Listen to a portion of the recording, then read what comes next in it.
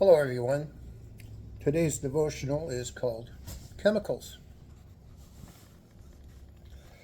If I were to give you a bunch of chemicals, let me give you a list, okay? Dirt off the ground, uh, oxygen, carbon, hydrogen, nitrogen, calcium, phosphorus, potassium, sulfur, sodium, chloride, magnesium. And I said, make something out of that. What would you make? Well, that's us. We were created from the dust of the ground, outlined in Genesis chapter 2. And scientifically, we've come to find that 99% of us, of our composition, is hydrogen, carbon, oxygen, nitrogen, calcium, and phosphorus. The remaining 1% is mostly potassium, sulfur, sodium, chlorine, and magnesium, and a myriad of minute other trace elements. God did that. That's what we are. We are truly made from the earth, dust from the earth. In dust we will become again. Genesis 1:27 says, God created man in his own image, male and female he created them. How powerful is that? I mean,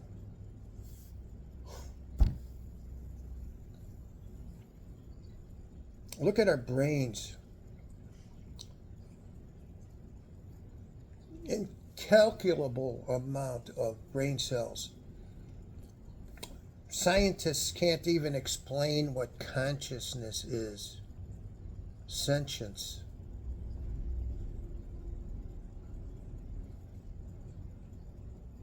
The human eyeball is one of the most complex things you've ever seen. We've come to find way past Darwin that a single cell isn't just one or two or three little moving particles. It's a factory in the middle of a community that is so complex. It's bewildering. If you could see a modern day picture of a cell, it would completely blow your mind. And we're made of trillions of those. Our bodies are designed to heal. Our skin is completely replaced every 7 years.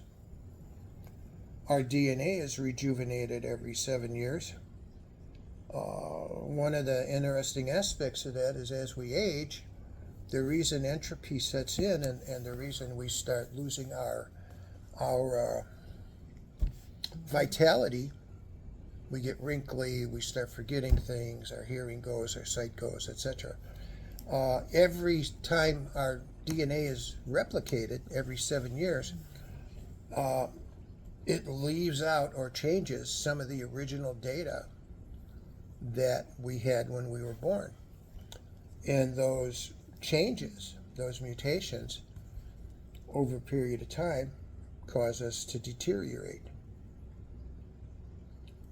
So starting from that first change at age 7, that starts occurring and it continues until death. In addition to that, we have things going on that most of us don't like. Our nose keeps growing. We get hair where we don't want hair, and we don't have hair where we wanted the hair to be, and all of that stuff. And of course, that's all called entropy. But perhaps the most significant passage in the Bible, for me anyway, is Psalm 139, verses 13 and 14. For you formed my inward parts, you knitted me together in my mother's womb. I praise you, for I am fearfully and wonderfully made.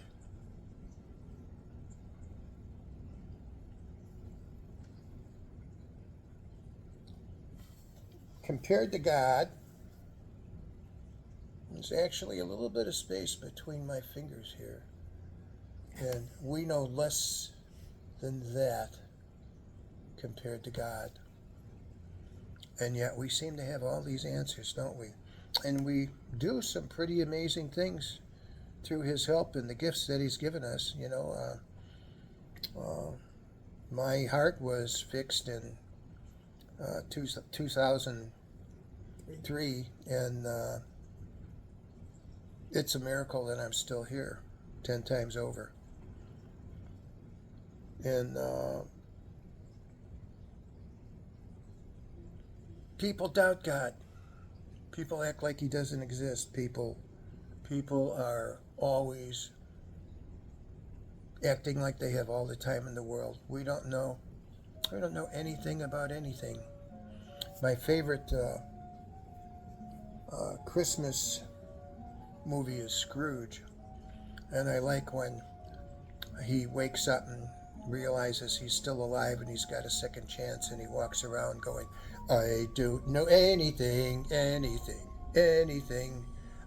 don't know anything at all. And I think that's significant because that's when we actually can start growing and learn something. When we're all filled up with everything and think that there's nothing new for us to learn, we are unteachable. And for me, the Bible keeps me in a constant, perpetual state of being a student, because it makes me realize how insignificant I am and how much I don't know or can't know, being a puny mortal in front of us, an infinite God. So, chemicals we are, but the thing that makes me Joe, the thing that's going to leave this physical shell when I die, that is a spirit, and it has no physical substance here on earth. That's the thing that makes me me. This is not me. I am living in this. I am inhabiting this. So not only did God make this house for me to live in, my soul is immortal. The only question is where I'm going to end up once I leave this shell. Some food for thought.